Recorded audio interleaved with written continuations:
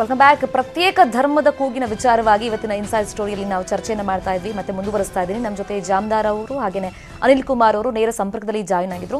So Jamadar sir, ಇವಾಗ ನೀವಾಗಲೇ ಹೇಳ್ತಾ ಇದ್ರಿ ಲಿಂಗಾಯತ ಅಂತ ಮೆನ್ಷನ್ ಮಾಡ್ತಾ ಇದ್ರಿ.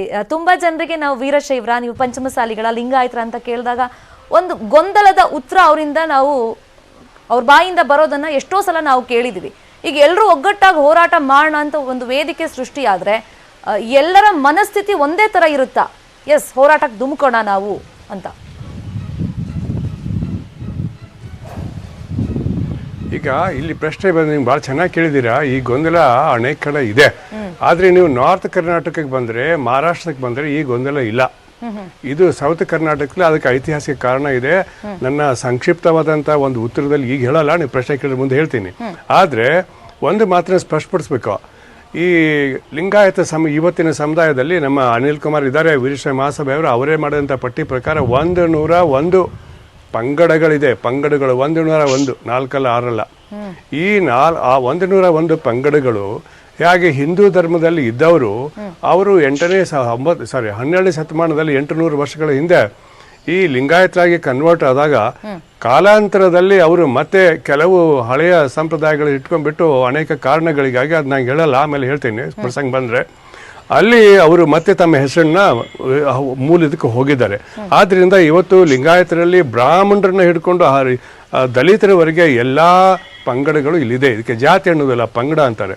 ಆದ್ರೆ ಇವರೆಲ್ಲರಿಗೂ ವೀರಶೈವರು ಕೂಡ ಹೊರಗಿನವರಲ್ಲ. ಯಾರಾದ್ರೂ ವೀರಶೈವರು ಲಿಂಗಾಯತರು ಅಲ್ಲ ಅಂತ ಹೇಳಿದ್ರೆ ಅದು ಮೂರ್ಖತನದ ಮಾತು. ವೀರಶೈವರು ಲಿಂಗಾಯತರಲ್ಲಿ 101 ಪಂಗಡಗಳಲ್ಲಿ ಅವ್ರದ್ದು ಒಂದು ಪ್ರಮುಖ ಪಂಗಡನೇ. ಹಾಗೆ ಪಂಚಮಸಾಲಿಗಳಿದ್ದಾರೋ, ಬಣಜಿಗರಿದ್ದಾರೋ, ಗಾಣಿಗರಿದ್ದಾರೋ, ಸಾಧರಿದ್ದಾರೋ, ನೊಳಂಬರಿದ್ದಾರೋ, ಅವರು ಕೂಡ ಒಂದು ಪಂಗಡನೇ.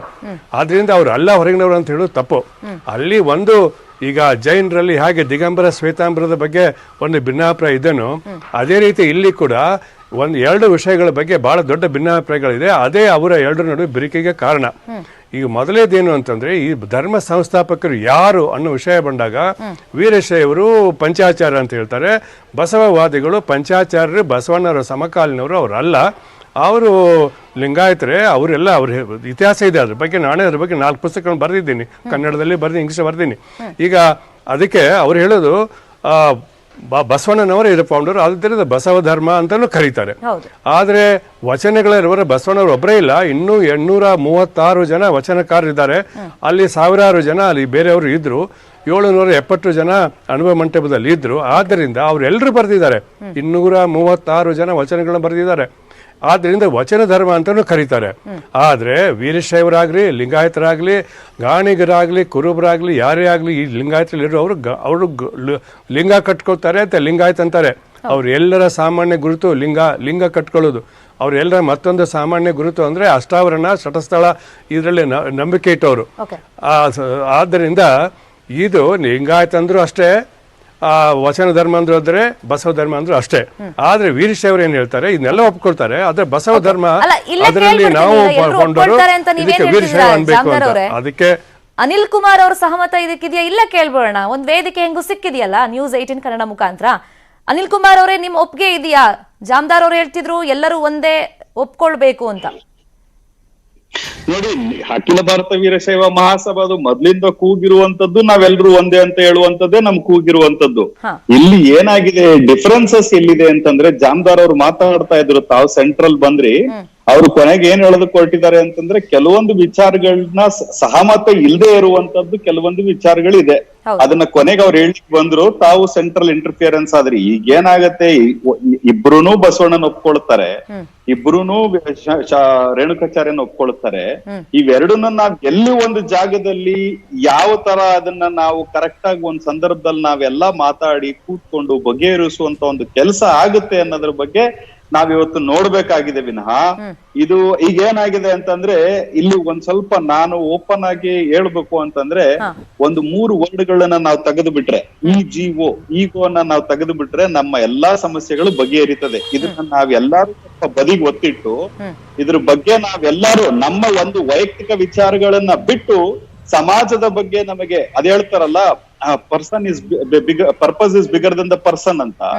ಒಂದು ನಮ್ಮ ಒಂದು ಪರ್ಪಸ್ಗೋಸ್ಕರ ನಾವೆಲ್ಲ ಕೆಲಸ ಮಾಡುವಂತ ಕೆಲಸಗಳಾಗಬೇಕು. ಮುಂದಿನ ದಿನಗಳಲ್ಲಿ ನಮ್ಮ ಒಂದು ಕಮ್ಯುನಿಟಿಗೆ ಒಳ್ಳೆ ಹೆಸರುಗಳನ್ನ ತರಬೇಕಾಗಿರುವಂತ ಕೆಲಸ ಮಾಡ್ಬೇಕು. ನಮ್ಮ ಮಕ್ಕಳ ಭವಿಷ್ಯ ಉಜ್ವಲವಾಗಿಸ್ಬೇಕು ಅಂತಂದ್ರೆ ನಾವೆಲ್ಲರೂ ಕೂತ್ಕೊಂಡು ಇದ್ರ ಬಗ್ಗೆ, ಈಗ ಜಾಮದಾರ್ ಅವರು ಇದಾರೆ, MB ಪಾಟೀಲ್ ಇದಾರೆ, ಶಾಮನೂರ್ ಶಿವಶಂಕರಪ್ಪನವ್ರು ಇದಾರೆ, ಈಶ್ವರ್ ಖಂಡ್ರೆ ಅವರು ಇದಾರೆ, ಯಡಿಯೂರಪ್ಪನವ್ರು ಇದಾರೆ, ಎಲ್ಲಾರು ಕೂತ್ಕೊಂಡು ಇದ್ರ ಬಗ್ಗೆ ಒಂದು ಆಲೋಚನೆ ಮಾಡಿ ಒಂದು ಸ್ಥಿರವಾದಂತ ನಿರ್ಧಾರಕ್ಕೆ ಬಂದ್ರೆ ಇದಕ್ಕೊಂದು ಪರ್ಮನೆಂಟ್ ಆಗಿರುವಂತ ಒಂದು ಸೊಲ್ಯೂಷನ್ ಇದೆ, ಇಲ್ಲ ಅಂತ ಹೇಳ್ತಾ ಇಲ್ಲ. ಈಗ ಅವ್ರ ಜಾಮದಾರ್ ಅವ್ರು ಹೇಳ್ತಾ ಇದ್ರು ಶ್ವೇತಾಂಬರ ಮತ್ತು ದಿಗಂಬರ ಅಂತ, ಅವ್ರದ್ರಲ್ಲೂ ಬೇಕಾದಷ್ಟು ಒಡಕುಗಳಿದ್ವು. ಅವರೆಲ್ಲಾ ಸಮಾಜದ ಮುಖಂಡರುಗಳೆಲ್ಲ ಕೂತ್ಕೊಂಡು ಅದನ್ನ ಬಗೆಹರಿಸುವಂತ ಕೆಲಸ ಮಾಡಿದ್ರು ಅವತ್ತಿನ ದಿನಗಳಲ್ಲಿ. ನಾವು ಅದೇ ಕೆಲಸ ಮಾಡಿದ್ವಿ ಅಂತಂದ್ರೆ ಇವತ್ತು ನಾವು we could have not been the mouthpiece of the media.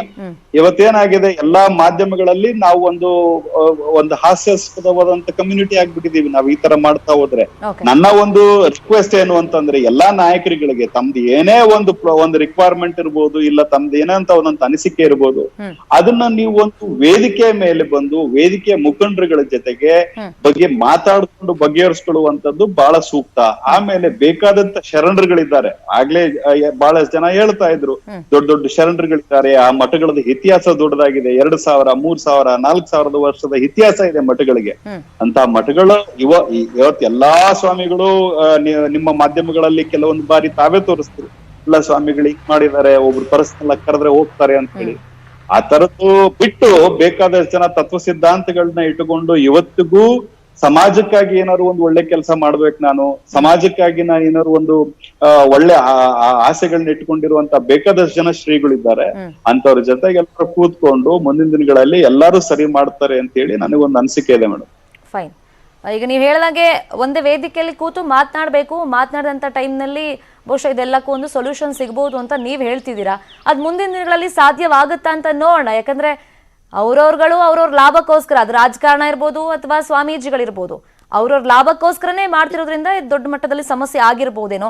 Thank you so much Anil Kumar ಅವರೇ ಚರ್ಚೆಯಲ್ಲಿ ಪಾಲ್ಗೊಂಡಿದ್ದಕ್ಕೆ. Thank you. ಜಾಮದಾರ್ ಸರ್, ನೀವು ಹಂಗೆ ಸಂಪರ್ಕದಲ್ಲಿರಿ, ಈ ಚರ್ಚೆಯನ್ನು ಮುಂದುವರಿಸ್ತೀನಿ. ಚಿಕ್ಕದೊಂದು ಬ್ರೇಕ್ ಆದ್ಮೇಲೆ